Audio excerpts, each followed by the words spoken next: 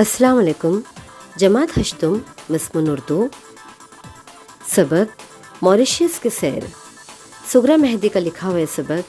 पहली बात जान लेते हैं। हर मुल्क की अपनी खुसूसियात होती हैं। इन मुल्क की मालूमात हासिल करने और नई नई जगह देखने का शौक़ बहुत से लोगों को होता है। ये लोग सयाह कहलाते हैं, जो दुनिया देखने के शौक़ में सयाहत करते हैं और बहुत सी नई मालूमात और कारआमद तजुर्बात हासिल करते हैं। कुछ लोग तिजारत के लिए, कुछ हुसूल तालीम के लिए, कुछ मजहबी मकामात की ज़ियारत के लिए, तो कुछ लोग महज तफरीह के लिए सयाहत करते हैं। मॉरिशस की सैर एक सफ़रनामा है जिसमें बैरून मुल्क के सफ़र की रस्मी कार्रवाइयों से लेकर इस मुल्क की सियाहत तक तफसीलात मौजूद है। ये सबक सुगरा मेहदी का लिखा हुआ है। पहले हम इनसे जान पहचान कर लेते हैं। जान पहचान। सुगरा मेहदी का असली नाम सैयदा इमामत फ़ातिमा था। वो 8 अगस्त 1937 को भोपाल में पैदा हुई।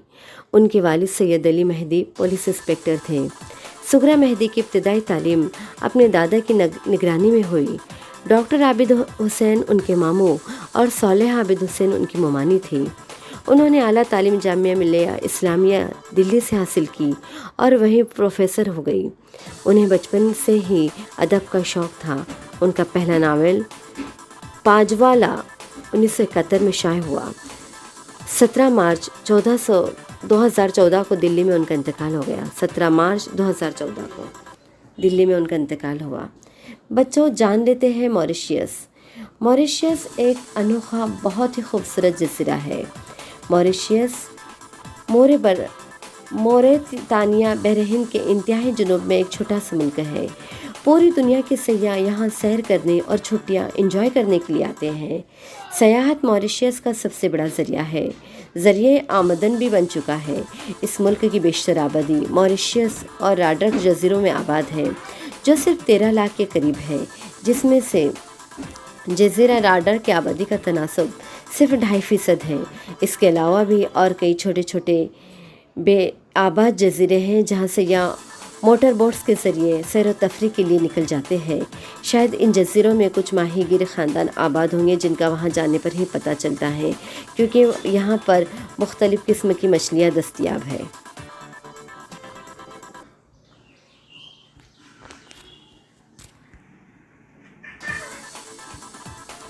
अगर आप मॉरिशस में सिर्फ सयाहती नुक्ते नज़र से आए हैं तो आपके माली वसाइल बहुत मजबूत होने चाहिए।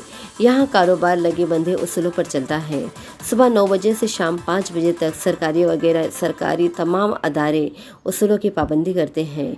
5 बजे के बाद तकरीबन तमाम कारोबारी अदारे बंद हो जाते हैं।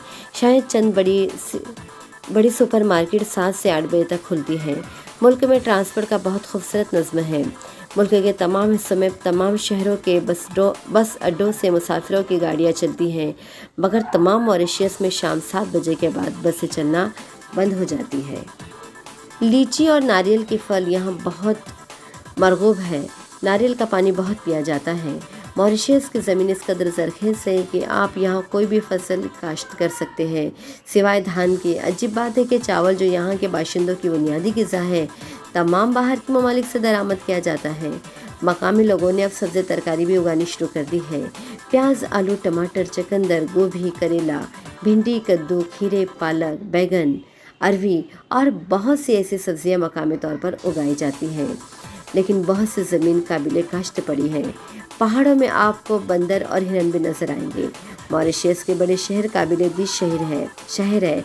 इसके अलावा इसके तौल अर्ज़ में फैले हुए छोटे छोटे गाँव, कस्बे और काबिल दिल नज़ारे बहुत ही खूबसूरत है, जहाँ सफ़र करते हुए आप ख़ुद को बहुत ही हल्का फुल्का महसूस करेंगे और कुदरत की सन्नाई की तारीफ़ किए बगैर नहीं रह सकेंगे। ये सब नज़ारे ऐसे हैं कि बार बार देखने पर भी आपका जी नहीं भरता। ये सबक सुगरा मेहदी का है। सुगरा मेहदी को इंडिया की तरफ से वर्ल्ड उर्दू कॉन्फ्रेंस में मॉरिशस जाना पड़ा था। उन्होंने अपने सफ़र के हालात बयान किए हैं। बच्चों, ये बहुत ही अच्छा सबक है जिसमें उन्होंने सुगरा मेहदी ने उनके सफ़र शुरू होने से लेकर वर्ल्ड कॉन्फ्रेंस और उस दौरान उनके साथ हुए वाक़यात को कलमबंद किया है। आप इस सबक को पूरा पढ़िएगा। इसके मानी इशारा सफ़ा 17 पर दिए हुए हैं। اور اس کے آتے ہیں ہم مشقی سرگرمی کی طرف۔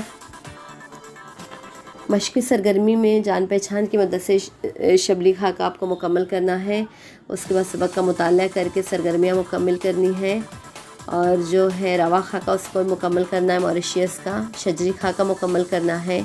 اب آتے ہیں ایک جملے میں جواب لکھیے، اس طرف ایک جملے میں جواب لکھیے۔ موریشیس، سوال ہے نمبر 1، موریشیس میں کون کون سی زبانیں پڑھی اور پڑھائی جاتی ہیں؟